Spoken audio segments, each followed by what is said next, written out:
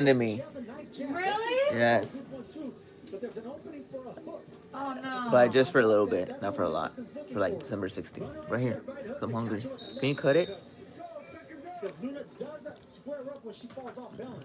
Yeah, I think every time Luna comes in and I don't know why. That was that's dumb. good for Sky Nicholson. Sky Nicholson is the much sharper counterpuncher. They're probably laughing at you. There's that same shot. This time They probably are telling everybody. Look at this guy. They probably all gather up and say, how can we stop him from going blah blah blah? Going live with 3 views. Her advantage every time she throws a straight left hand. Damn, them girls are really fucking fighting each other. To break that distance because they're gonna get check hook. Ooh. Yeah, it's almost like establishing a force field. Sergio, you're giving Luna something to worry about at all times. Especially if you want to try to get to the inside. Like, there it is, and you keep checking her with that. There you go, baby. That advantage of the Southpaw. Moving to her left, moving to Luna's left.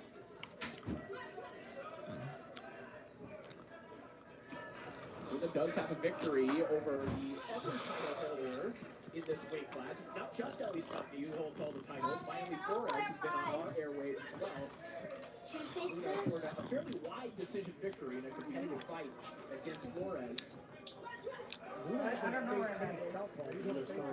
Look on the floor. That's probably going to be a little tricky for her in the early round. But I like that right hand that You got pizza? It's right there. Yeah, take a piece. Bend her in half and make her a smaller target. Yeah, you look at Why? She acts What like does it have on it? Sausage.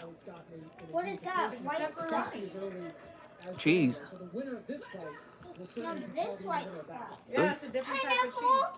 Mm-mm. No. It's a different type of cheese. It's getting crushed.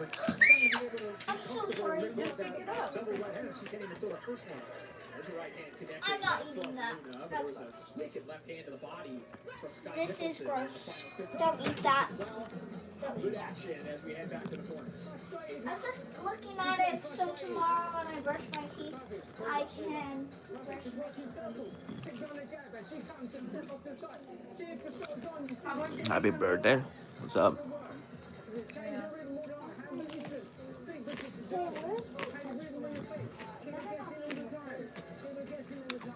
Mom, We going live, chat. You like my glasses? not. I said, when this runs You out, like my glasses, chat? this is still mine. What you guys want to watch? UFC? Or boxing? I did not. Then why is it not?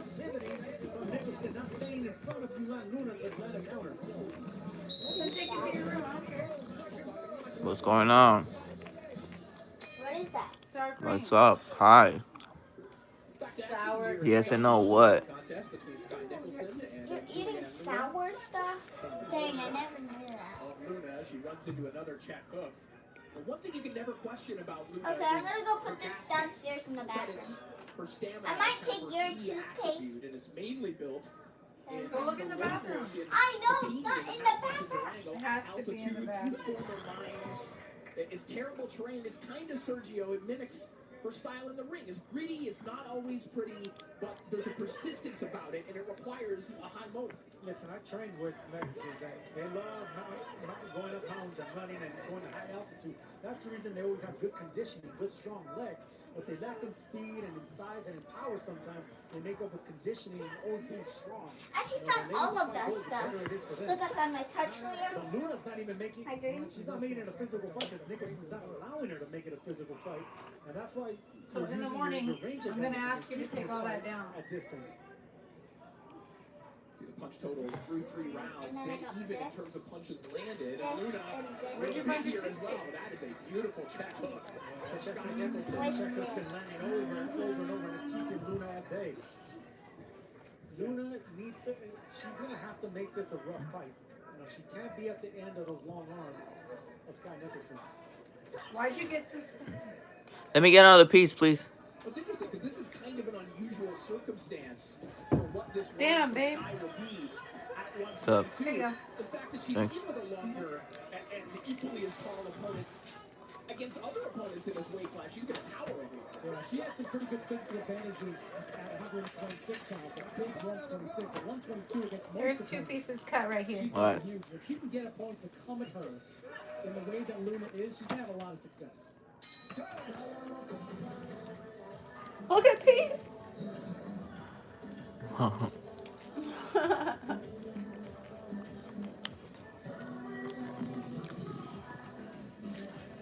A rematch between middleweight contenders Olivia Curry and Kay Scott is second as they battle to unify the WBA and WBC. We're about to watch some UFC here shortly. Goes down Chat. December 20th at the iconic We're watching boxing right now. live on DAZN. Let me know if you guys want to watch UFC or fight or boxing. There's that little check.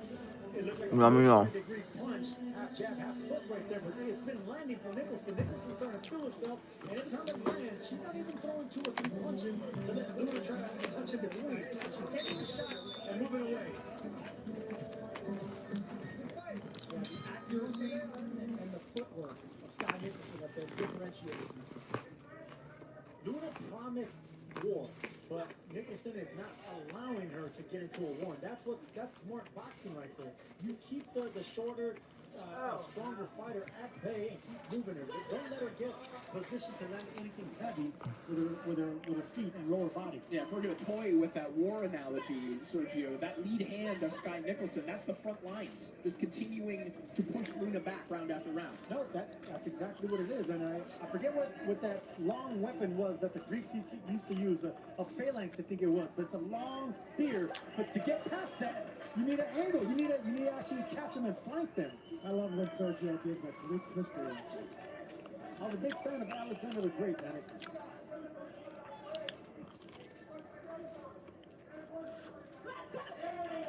Counter shot again to the body there from Nicholson. A footwork problem and a smile from Luna, who gets blasted with another left hand. Nicholson is loading up on punches, and you could tell that she feels stronger at this weight class, because at 122 she's really believing in her. It was funny because she's an Olympian at 126 pounds, fought in the amateurs at 126. You just assumed that 126 would be her best pro weight, but after the Tierra Brown fight, she figured out she could drop down to 122. Even telling us this week, if there's a big fight at 118, I can make 118 pounds as well. Yeah, Nicholson told us she ate 1,800 calories the day before the weigh-in, which means you're making it pretty comfortably. And it is Raj pretty comfortably. Juan, what I don't know what your name is. Places another left hand to the body of Luna. You can see the confidence, abundance on the face of Nicholson. What's up, bro? Luna How you doing? tries to get involved there with her left hand. That's the shot that she needs to do. Might have switch it up to UFC. Jab for jab with Nicholson. She needs to start leading with the left hook and winging her shots over the top.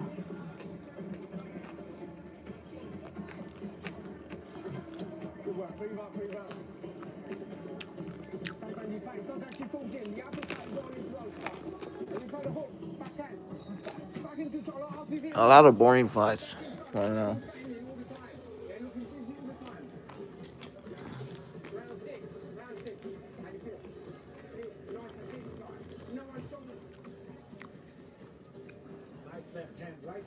Oh no, they're fighting already. A lot of boring fights. Maneuvering. It's kind of like she already has the distance and the rhythm of Luna down. She's using that left-handed advantage and just shifting away. Look, you gotta get her against the ropes and just throw your punches because there are options falling behind. You need to break that distance. Round 6 now underway. Sky Nicholson and Yulian Paprita Luna in our opening contest.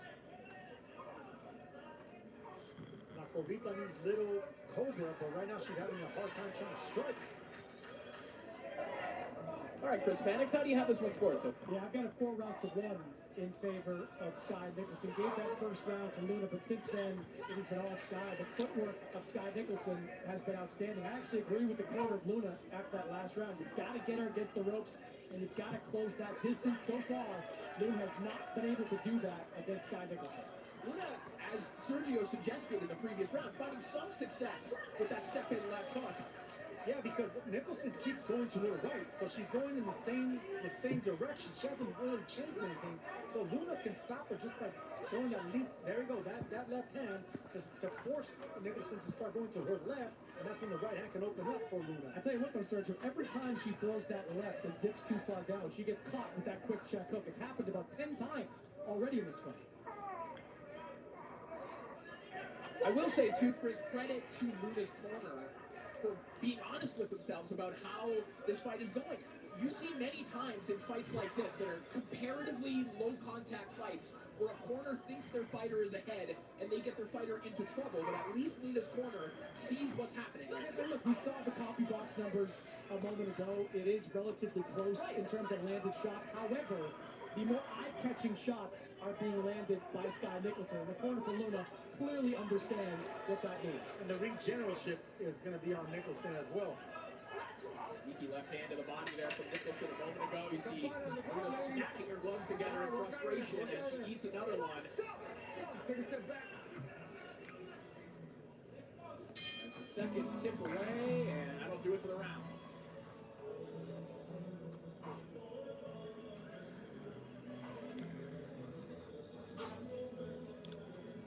As you look at the beautiful Sphere in Las Vegas, we'll be there January 24th as the IBF lightweight champion Raymond Murataya puts his undefeated record on the line against Olympic gold medalist Andy Cruz at the Fontainebleau.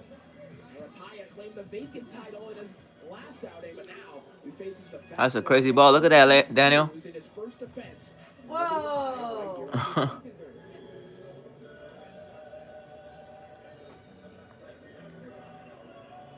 Instead of that, they should have built a place for homeless people. Am I right? We've seen The person that owns that, he's from Saudi Arabia, though. of Sky Nicholson I'm in the last two saying. fights. This is more Sky 1.0. This is classic Sky Nicholson. Stick and move, use your footwork, use your length. You'll be able to control this fight for the majority of it. And in great shape, too. Strong legs. Hasn't sat down once on the stool. You know, that always says something about a fighter where she doesn't need to sit down because she feels more comfortable. Is there still milk? I don't know. Daniel? What, babe? There's still milk? No. I actually. Yeah, enjoyed why? my little- Just asking. We'll take a look at the power punches. You gonna get, like, some French toast? Through 6 rounds. French toast. Nicholson outlanding Luna 28-6, throwing her 63-51 as well. And those are the eye-catching shots that I was talking about. Luna's landed some decent jabs using that straight left hand, but all these power shots, another check hook there from Sky Nicholson. Luna's taking out a run. Every time she's throwing that straight left, Sky stepping to her right and throwing that short hook. Throwing that left hand to the belly, and Nicholson's coming out for a body shot TKO. If she keeps landing these shots on Luna clean like that, Luna's bound to fall. Shot there, see, check right hook, get out of the way, shift. Straight left hands if you're Nicholson as well. Give her a different look. Just not the check right hook. Straight down the pipe with that straight left hand. Since we just brought up Andy Cruz, it is kind of reminiscent, Sergio, of that classic Olympic Cuban style. Just continuing to pivot on that front foot, check hook, check hook, check hook. It's not only a Cuban thing, it's a Southpaw thing. That's their advantage over Orthodox fighters. You know, that front foot, that jab, getting low and then shifting to their side.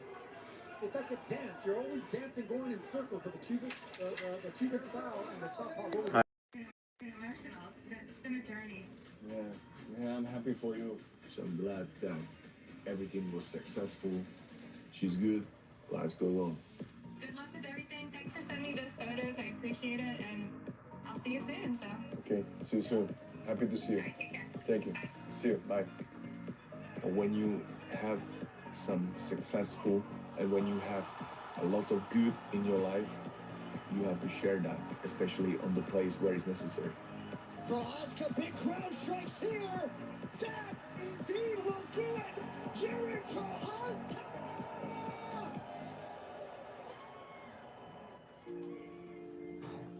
Yuri, one of a kind, and Ashley, what a comeback, just like her favorite fighter. During ESPN's V Week, we highlight the Stuart Scott Cancer Research Fund at the V Foundation. ESPN, the UFC, and the V Foundation are proud to support this fund in Stuart's honor. You can support by visiting v.org/UFC. 100% of donations go directly to cancer research. More prelim action upcoming in another big UFC debut off season 9 of the Contender Series. At heavyweight, dealing out concussive blows is what heavyweight Sean Sharp does best. And tonight, the Santa Ana Brawler will play chin roulette with Steven Askren. To make a name in the UFC's heavyweight division, a power-on-power battle is the surest way to create some early shockwaves. And Sean Sharaf has been counting the days until he can lower the boom against the recent Contender Series standout, Steven Asplund. Fans should be excited for this fight because we're both some heavy-hitting guys that honestly don't have a lot of second, third round finishes. I mean, I have a couple, but Sean likes to go out quick. I like to go out quick, so I think it's some fireworks tonight. He's coming off some hype with a 13-second knockout, and I'm looking to derail the hype. After a spirited debut in which he came up short against Junior Tafa, Orange County's Sean Sharaf is making the walk to the octagon for the second time, determined to bring all the smoke by unleashing some of the knockout power that got him here in the first place. My power is always there. I'm more banking on my speed and patience and fight IQ, and the power is going to come, the knockout will come. Arriving to the heavyweight ranks as if shot out of a cannon, Minnesota's Steven Asplund recorded the third fastest knockout in Contender Series history this September by finishing his opponent in just 16 seconds. Now the 6'5" Twin Cities Titan seeks the kind of encore that'll make his status as an up-and-coming threat concrete. The first impression I want to give to the UFC is I'm willing to die in there, and I'm willing to put on some fun shows for the fans and for myself. What I want out of this game is to leave a piece of myself in this octagon and make sure that my name is remembered for years to come.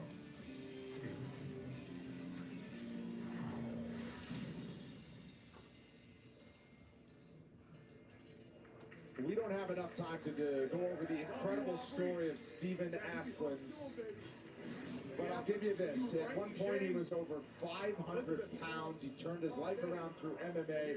He, of course, had the big viral moment with his call out of Dana White and I'll do anything. I'll let you go back and watch the game tape. But this is a one-of-a-kind personality, and what a story, and it leads to his UFC debut, Laura. Listen, there's certain guys from Contender Series that just kind of capture my heart, and he definitely did that. He is such an incredible story, and you're right, Brent, we don't have time to go into all of it, but you see him, like you said, at one point weighing 525 pounds, dug himself out of what can only be described as morbid obesity, and now wears that skin like a trophy, like a war star. He is so proud of it, and he should be, because the work that it takes to go from that to being a UFC fighter coming off of a 16-second knockout is absolutely crazy. This guy has a great platform, and I can't wait for him to spread his message on the big stage in the UFC. Now, in terms of his style, Michael, that 16-second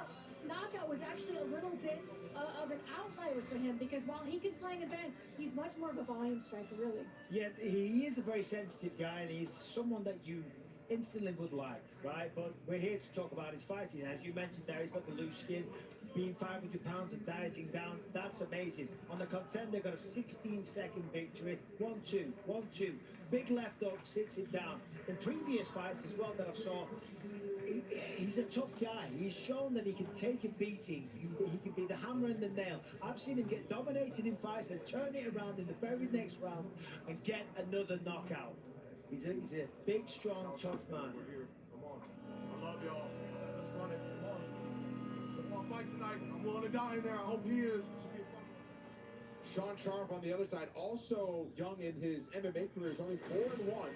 His UFC debut came in October of last year, so dusting off a long layoff. Mike, I believe we called it together. I believe it was 4 days' notice against Junior Tafa, and he almost knocked him out in the first round. In the end, it didn't go his way, but he showed his power. Oh, he showed his power in a big way. I said last time I used to train with him a little bit at the Brookie Gym, so I know Sean sparred a good few rounds with him. Against Junior Taffa, he was not afraid, even on 4 days' notice, to walk him down, to get in his face and push the pace. He got the takedown, he got on top, and at the end of the first round, if there was another 20 seconds, that fight was over. However, it wasn't 4 days' notice. What does that mean? Well, the conditioning wasn't there. He didn't have a full camp. And in the second round, he got finished. Well, this time, he has had a full camp, and he's ready for his opponent, Stephen Asplund. He's going to go out there, he's going to swing for the fences.